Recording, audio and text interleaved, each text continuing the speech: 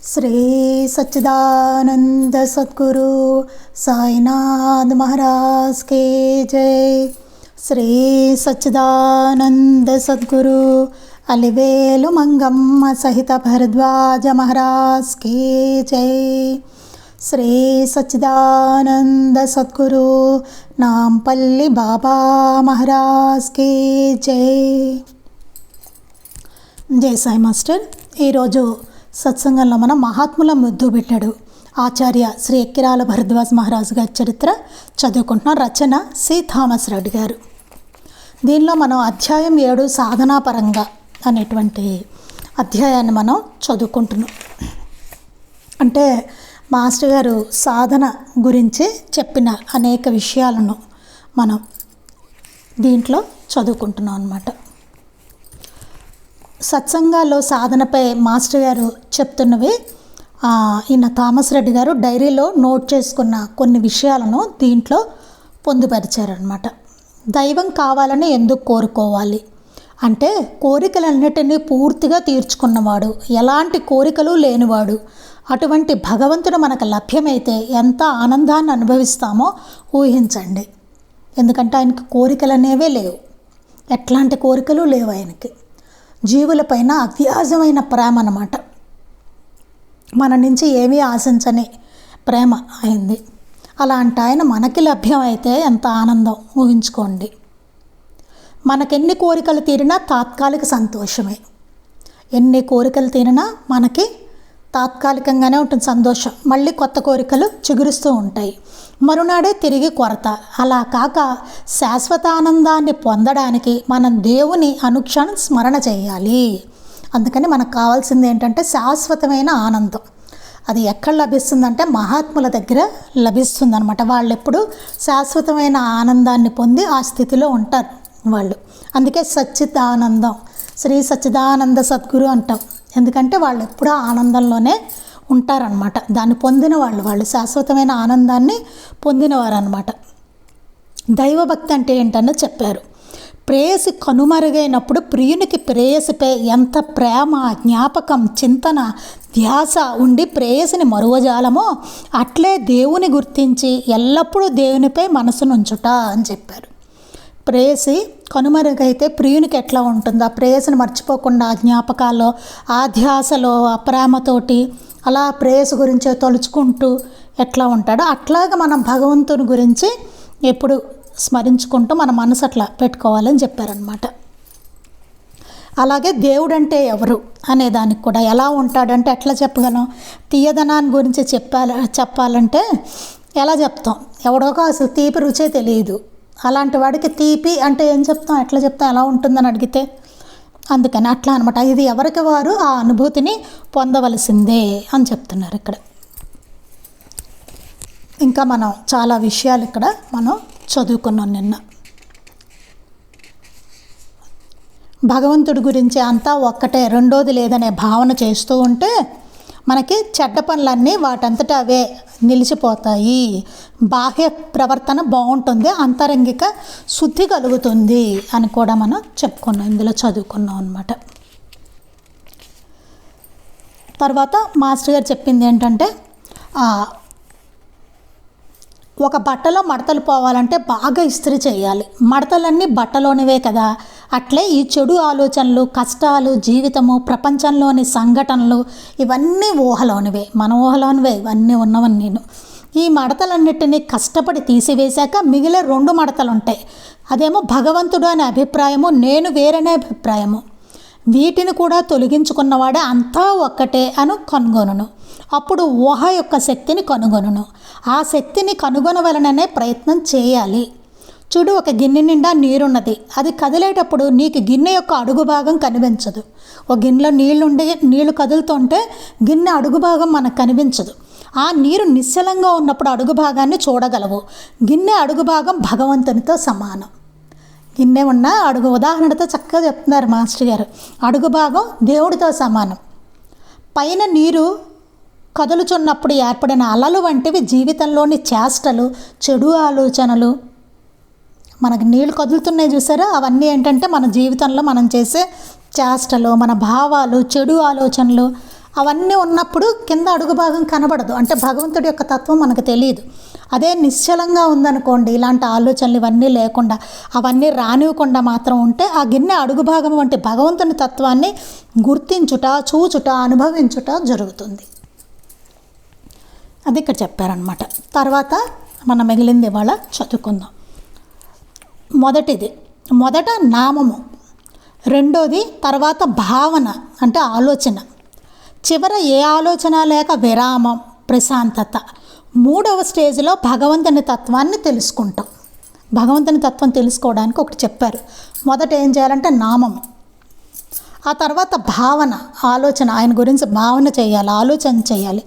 చివరిగా ఏమొస్తుందంటే ఏ ఆలోచన లేక విరామం వస్తుంది.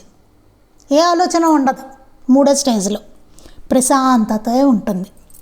ఆ మూడవ స్టేజ్లోనే భగవంతుని తత్వం ఏమిటి అన్నది తెలుసుకుంటాం అన్నమాట. చూడండి, ఆలోచన చేయనప్పుడు మొదట మనస్సు ఒక చోట నిలవదు. అంటే ఉదాహరణ, భూమిలో విత్తనాలు వేయగానే పంట పండదు. ఏమి చెయ్యాలి? భూమిని దున్ని దానిలోని రాళ్ళు తీసివేసి ఎరువు వేసి నీరు పోసి విత్తనాలు వేస్తే అవి మొలిచి పంటనిచ్చును. అంతేగాని ఏమాత్రం కష్టపడక ప్రయత్నం చెయ్యక భూమిలో విత్తనాలు వేస్తే ఏం లాభం? అట్లే మనసుకు సంబంధించినది చేసుకోవలను. ఇక్కడ ఏం చెప్తున్నారు? ఆలోచన చేయనప్పుడు మొదట మనసు ఒక చోట నిలవదు. మనం భగవంతుడి గురించి ఆలోచన చేస్తున్నాం అనుకోండి, అసలు మనసు ఒక చోట నిలవడం అనేది జరగదు. ఉదాహరణ చెప్తున్నారు, భూమిలో విత్తనాలు వేయగానే ఉత్తనే విత్తనాలు వేసేస్తే పంట పండేస్తుందా? భూమిలో పండదు. ఏం చేయాలి? భూమిని దున్నాలి, దానిలో రాళ్ళు రప్పలు ఇవన్నీ తీసివేయాలి, తర్వాత దానికి బాగా పండడానికి ఎరువు వేయాలి, తర్వాత రోజు నీళ్లు పోయాలి, అప్పుడు విత్తనాలు వేస్తే అవి మొలిచి పంటనిస్తాయి. ఇంత ప్రాసెస్, ఇంత కష్టపడితే కానీ పంట రాదు. అంతేకాని ఏమాత్రం కష్టపడక ప్రయత్నం చేయక భూమిలో విత్తనాలు వేస్తే ఏం లాభం? ఏమీ కష్టపడకుండా భూమిలో విత్తనాలు వేసేసాం, ఏం లాభం? అప్పుడు దాన్ని ఇంకా చాలా సంరక్షించుకోవాలి కదా. అట్లే మనసుకు సంబంధించిన చేసుకోవాలి. అలాగే మనసుకు కూడా సంబంధించినటువంటివన్నీ చేసుకుంటూ రావాలన్నమాట. ముడి బంగారాన్ని పుటం పెట్టి కరిగించి దాన్ని సుత్తెలతో కొట్టిన కానీ మంచి బంగారం మారదు. ముడి బంగారం ఉంది, దాన్ని పుటం పెట్టి కరిగించి సుత్తితో బాగా కొడతారు, దడ దెబ్బలు కొట్టితే అప్పుడు కానీ అది మంచి బంగారంగా మారదు. అలా ముద్దలాగా ముడి ఉందనుకోండి, అది పనికిరాదు మనకి కదా. బాగా దెబ్బలు పడాలి దానికి కరిగించి, అప్పుడు కానీ మంచి బంగారంగా మారదు. అట్లా కరిగించిన బంగారు నాణ్యత పెరిగి ప్రకాశించను, అప్పుడు దాని నాణ్యత పెరుగుతుంది. అది మంటల్లో పెట్టి దాన్ని పుటం వేసి దాన్ని కరిగించి బాగా దెబ్బలు వేసి అంతా చేస్తే అప్పుడు అది దాని నాణ్యత పెరిగి ప్రకాశిస్తూ ఉంటుంది. అట్లే జీవితం అనే బంగారాన్ని బాధలనే అగ్ని, కష్టాలనే సుత్తి దెబ్బలు ప్రకాశవంతం చేస్తాయి. అట్లే మన జీవితం అనేది ఒక బంగారంగా పోల్చుకుంటే కనుక అలాంటి బంగారం బాధలనే అగ్ని, మనకు వచ్చే బాధలు కష్టాలు ఇవన్నీ అగ్ని, కష్టాలనే సుత్తి దెబ్బలు కష్టాలనే దెబ్బలు అన్నమాట పడుతూ ఉంటాయి మనకి, అవి ప్రకాశవంతం చేస్తాయి మనల్ని. అవన్నీ పడుతూ ఉంటే అప్పుడు ఏమవుతుంది? మన జీవితం చక్కగా ప్రకాశవంతంగా తయారవుతుంది. మనం నేర్చుకుంటాం పాఠాలు, దాని నుంచి బోధ నేర్చుకుంటాం జీవితంలో. అది నిజానికి ఏంటంటే అది తెలుసుకోగానే ఏం నేర్చుకోవాలని ప్రకృతి మనకి ఇచ్చిందో అది నేర్చుకోగానే ఆ కష్టం తొలగిపోతుందట. ఆ కష్టం ఇక ఉండదట. అది నేర్చుకోనంతకాలం మనం అనుభవించాల్సిందే దాన్ని. ఏ క్షణం నేర్చుకున్నామో ఆ క్షణం నుంచి ఆ కష్టం ఉండదు. అది ప్రకృతిలో ఉన్నది. మనం నేర్చుకోవడం కోసమే ఇవన్నీ అన్నమాట మనకు వచ్చేవి. కానీ మనం కింద మీద పడి దొల్లుతూ బాధపడుతూ ఇంకా అలా ఉంటాం మనం. ఇంకా 13/5/1973 ఆదివారం ఆ రోజు మాస్టర్ గారు చెప్పింది. ఈరోజు శ్రీ మాస్టర్ గారు బైబిల్ చదివాక కొన్ని విషయాలు ముఖ్యమైనవి సాధనాపరంగా విశదంగా నిదానంగా చెప్పారు. తడిగుడ్డలో తడి ఉన్నట్లు, తిలిలో తైలం ఉన్నట్లు, కర్రలో నిప్పు ఉన్నట్లు, పువ్వులో తావి ఉన్నట్లు దేవుడు అంతటా ఉన్నాడు. దేవుడు ఎలా అంతటా ఉన్నాడో చెప్తున్నారు. తడిగుడ్డలో తడి ఉన్నట్టు, తడిగుడ్డలో తడి ఉంది మనకు తెలుసు, కానీ ఎట్లా చూపిస్తాం అది కదా. అలాగా తిలలో తైలం ఉన్నట్లు, కర్రలో నిప్పు ఉన్నట్లు, పువ్వులో తావి ఉన్నట్లు దేవుడు మొత్తం అంతా ఉన్నాడు ఆయన.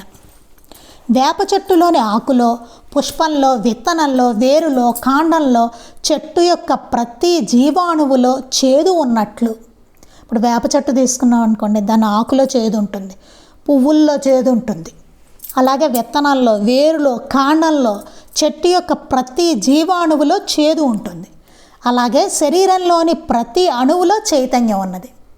ఎలా వేప చెట్టులో ప్రతి అణువులోనూ ఎట్లా చేదు ఉందో, అలాగే శరీరంలోని ప్రతి అణువులో చైతన్యం అనేది ఉన్నదన్నమాట. ఆ చైతన్య స్థితిని గురించి ఆలోచించుటే ధ్యానం. దాని గురించి ఆలోచించడమే ధ్యానం, ఆ చైతన్య స్థితి గురించి. ఈ చైతన్యము ప్రకృతి అంతటా నిండి ఉన్నది. ఈ చైతన్యం అనేది మొత్తం అంతా నిండి ఉన్నది చైతన్యమే. ఇంకా బాగా చెప్పాలంటే ఒక ఇసుక తిన్నె మీద గీసిన 2 సున్నాలు ఒకదానికొకటి వేరు. వాటిలో ఇసుక పరిమాణం వేరు, కానీ వేరు సున్నాల్లోని ఇసుకను చూస్తే 2 సున్నాల్లోని ఇసుక ఆ కుప్పలోనిదే. ఓ ఇసుక ఉందండి, దానిలో 2 సున్నాలు గీసాం, ఆ 2 సున్నాలు వేరు కదా. కానీ ఆ సున్నాల్లోని ఇసుక చూస్తే 2 సున్నాల్లోని ఇసుక ఆ కుప్పలో ఉంది. అదే ఇసుక అదే, కానీ ఈ సున్నాలు ఇవి మాత్రం వేరు సైజులు ఉండొచ్చు, మనం దూరంగా గీసి ఉండొచ్చు, అది వేరుగా కనబడతాయి అవి, కానీ ఇసుక మాత్రం ఒకటే. అది దైవత్వాన్ని పొందుటకు సాధన చేసి దైవ లక్షణాలను పొంది నలుగురికి ఆదర్శంగా మారినప్పుడే మానవుడు తన మానవత్వాన్ని సార్థకం చేసుకున్నట్లు. మనం మానవత్వం అంటూ ఉంటాం కదా. దానికి ఏం చెప్తున్నారంటే ఏంటంటే దైవత్వాన్ని పొందుటకు సాధన చేసి, బాగా సాధన చేయాలి దైవీ లక్షణాలు కలగడానికి.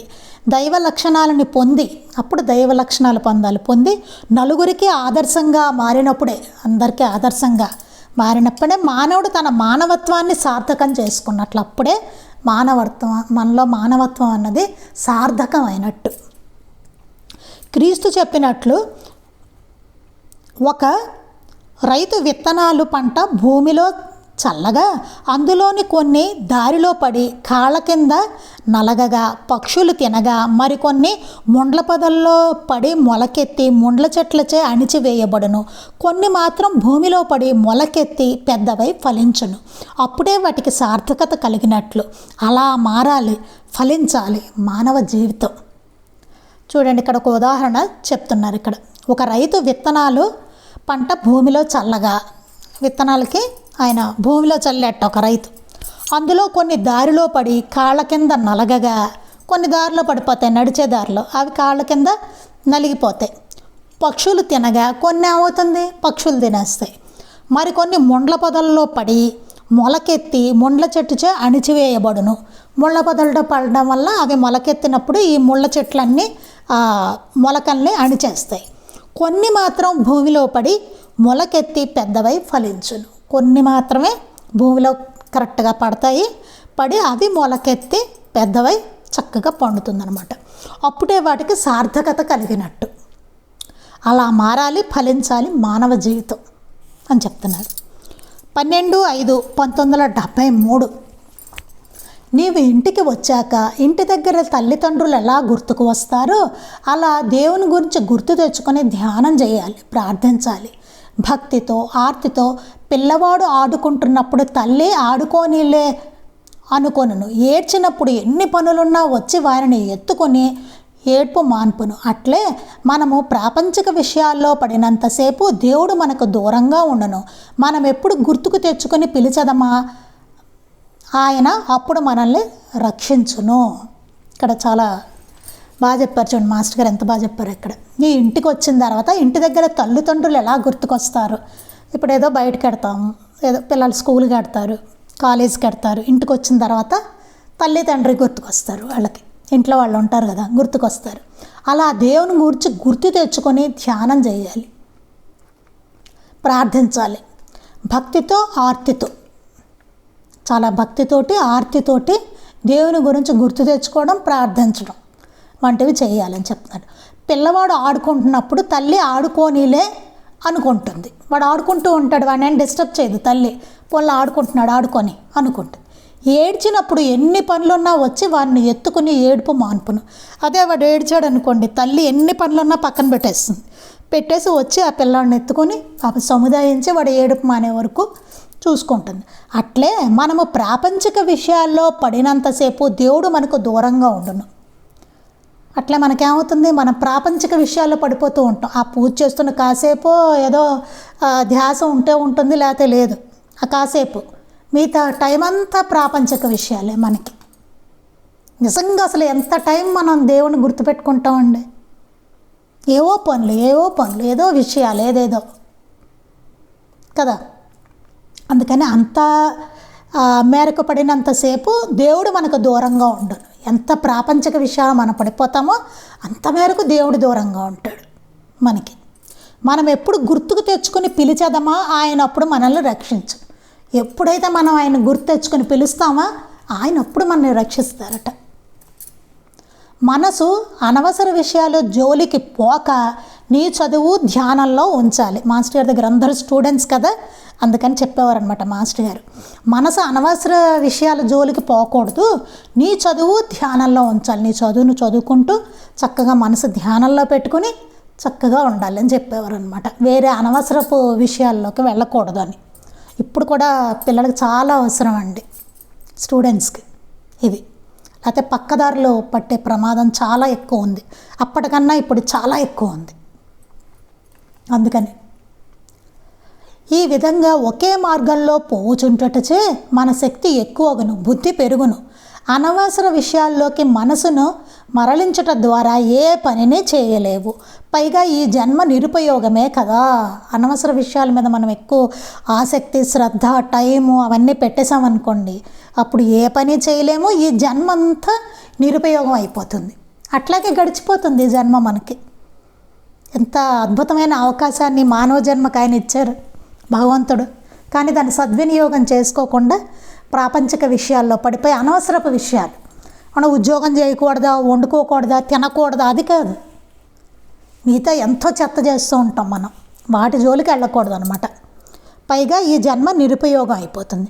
మానవ జీవితం పండే ఫలించి నలుగురికి ఉపయోగపడి ఆధ్యాత్మికంగా పెద్దవాడే, చదువులో సంపదలో పెద్దవాడే సహాయపడినప్పుడే మానవ జీవితం సార్థకమగును. లేకపోతే పిందెగా రాలిపోతే మనం ఎందుకు పుట్టినట్లు? మానవ జీవితం పండే ఫలించాలి. అంటే ఎలాగ, దాని గుర్తేంటి?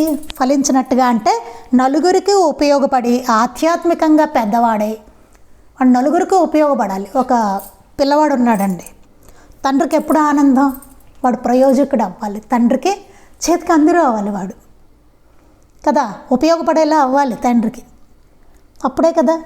అలాగే నలుగురికి వాడు పండే మానవ జీవితం పండే ఫలించి నలుగురికి ఉపయోగపడి అందరికీ మనం ఉపయోగపడుతూ ఉండాలట.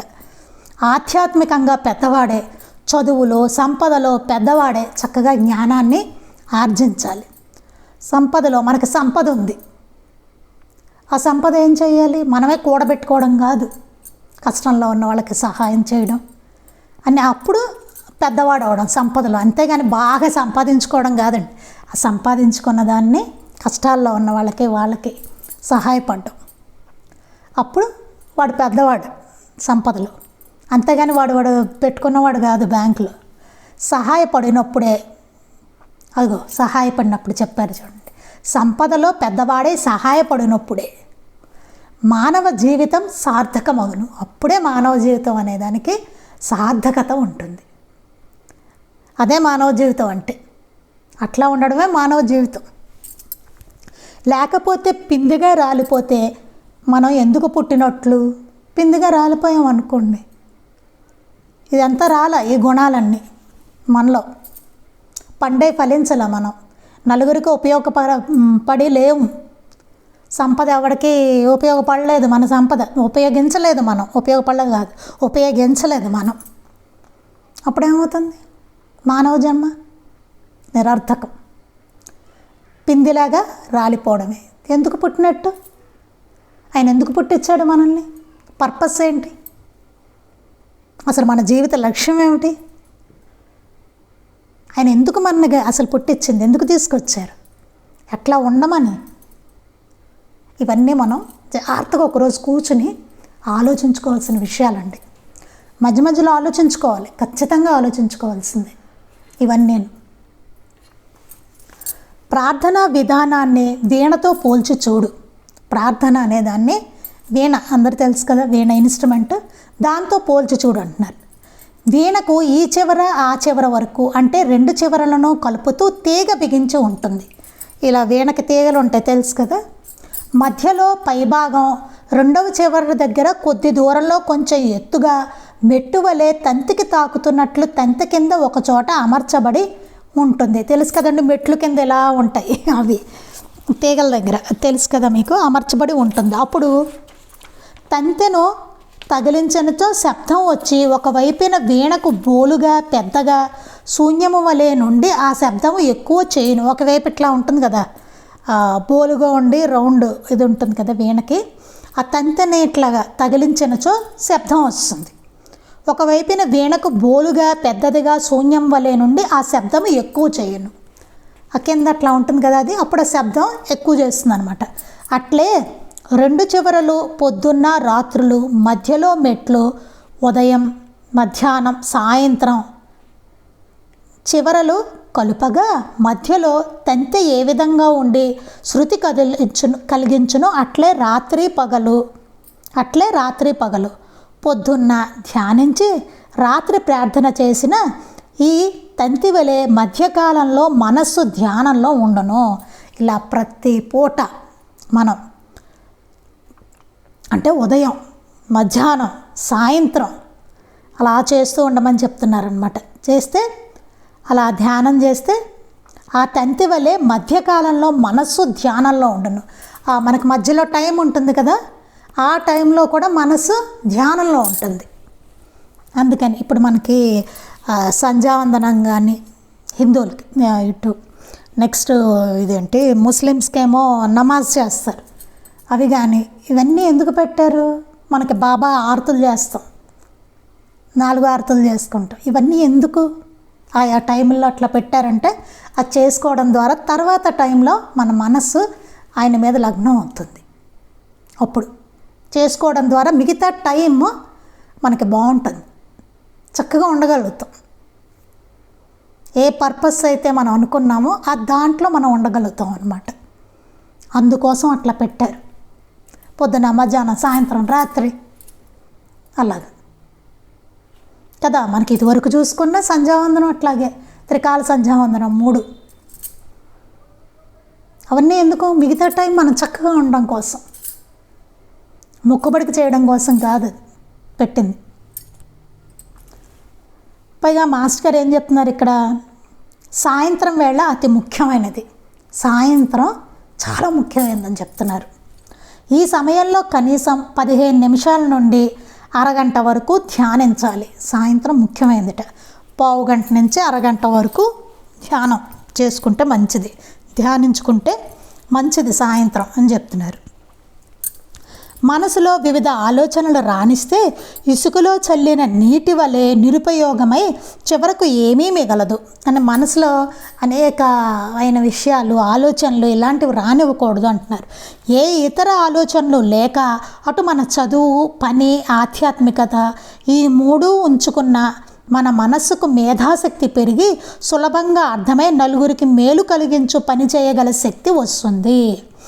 అంత స్టూడెంట్స్ ఇందాక చెప్పాను కదా, అందుకని చెప్పారనమాట. మన చదువు మీద ధ్యాస పెట్టుకోవాలి, పని మనకి ఏం పని ఉంటుందో ఆ పని, ఆధ్యాత్మికత, ఈ 3 ఉంచుకోవాలి. మన మనసుకు అప్పుడు మేధాశక్తి పెరుగుతుంది, సులభంగా అర్థమై నలుగురికి మేలు కలిగించేలాగా పని చేయగల శక్తి అనేది వస్తుందన్నమాట. ఇతర ఆలోచనలు పెట్టుకోకుండా మన పని మనం చేసుకోవడం, అది మన కర్తవ్యం ఏంటో చేసుకుంటూ వెళ్ళడం.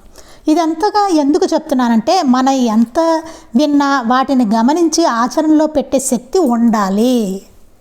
ఇదే కదండి, ఎంత విన్నా ఎంత చదివినా ఏం చేసినా జరగవలసింది ఏంటి, ఆచరణ. అదే కదా ఆయన కోరుకునేది, బాబా కోరుకునేది ఏంటి అని చెప్పిన దాన్ని మనం ఆచరించడం, ఆ మార్గంలో నడవడం, ఆచరించుకుంటూ వెళ్ళడం. ఎంత విన్నా ఎంత చదివినా ఏం చేసినా జరగవలసింది ఏంటంటే ఆచరణలో పెట్టే శక్తి ఉండాలి. ఆ మానసిక శక్తి అట్లా ఉండాలి. అట్లా కాక తొట్టికి అడుగున చిల్లులు పడగా దానిలో నీరు ఎంత పోస్తే ఏం లాభం? తొట్టికి చిల్లులు ఉన్నాయనుకోండి అడుక్కి, అప్పుడు ఎన్ని నీళ్లు పోస్తే మాత్రం నిలుస్తుందా? ఏం లాభం? అది అంతా వృధా, పైపెచ్చు శ్రమ. అట్లే తొట్టికి చిల్లులు పడడం అంటే మనసుకు వివిధ ఆలోచనలు, సినిమాలు, కబుర్లు మొదలైన వాటిని వదిలివేయాలి. ఆ చిల్లులు పడ్డం ఏంటంటే తొట్టికి కాలక్షేపాలు. మనసుకు వివిధ ఆలోచనలు, రకరకాల ఆలోచనలు మనకు వస్తూ ఉంటాయి. ఏ నిమిషం ఆలోచన లేకుండా ఉన్నాం. అదే కాకుండా కాలక్షేపాలు ఏమైతే సినిమాలు ఉంటాయి, కబుర్లు ఉంటాయి, టీవీ ఉంటుంది, ఫోన్లో మాట్లాడుకోవడం ఉంటుంది. ఇప్పుడు ఫోన్లో మనకి ఇది ఉందిగా, యూట్యూబ్లు ఉన్నాయి, ఫేస్బుక్లు ఉన్నాయి, ఇప్పుడు చాలా ఉన్నాయి కదా, ఇన్స్టాగ్రామ్లు, ఏవేవో చాలా ఉన్నాయి. వీటన్నిటినీ వదిలేయాలని చెప్తున్నారు. అనవసర ప్రస్తావనల వలన పాడైనంతగా మనస్సు వేటితోనూ పతనం చెందదు. అనవసర ప్రస్తావనల వలన మనసు పాడైపోతుంది. అంత పాడైనంతగా వేటితోనూ పతనం చెందదు. అనవసర ప్రస్తావనలు మనకు చూడండి, నలుగురు కలిసామంటే ఏదో ఒక అనవసరమైన ప్రస్తావన వస్తుంది కదా. వాడు చెప్పచ్చు, మనమైనా చెప్పచ్చు, ఎట్లయినా జరగచ్చు. ఆ ప్రస్తావన జరిగి మన మనసు పాడవుతుంది, చుట్టుపక్కల వాళ్ళ మనసు పాడవుతుంది. ఎవడైనా చెప్పాడంటే వాడి మనసు పాడవుతుంది, మన అందరి మనసు పాడవుతుంది. అనవసర ప్రస్తావనలు. అందుకే మాట్లాడేటప్పుడు చాలా జాగ్రత్తగా ఉండాలి. ఎవరైనా అట్లా మాట్లాడుతున్నప్పుడు మనం దాన్ని నెమ్మదిగా తప్పించాలి. సత్సంగం భజన గ్రంథంలో ఉంటుంది. అది మన జీవితంలో కూడా చాలా బాగా ఉపయోగపడుతుంది అన్నమాట. అద్దం మీద మరకలు తొలగిస్తే ముఖం స్పష్టంగా కనిపిస్తుంది. అద్దం ఉంది, మరకలుగా ఉందనుకోండి అద్దం, మన మొహం క్లియర్గా కనబడుతుందా? అందులో కనపడదు. శుభ్రంగా తుడిచేసామనుకోండి, నీట్గా మరకలు లేకుండా మొహం స్పష్టంగా క్లియర్గా కనబడుతుంది. అలాగే మనసు కూడా అంతే.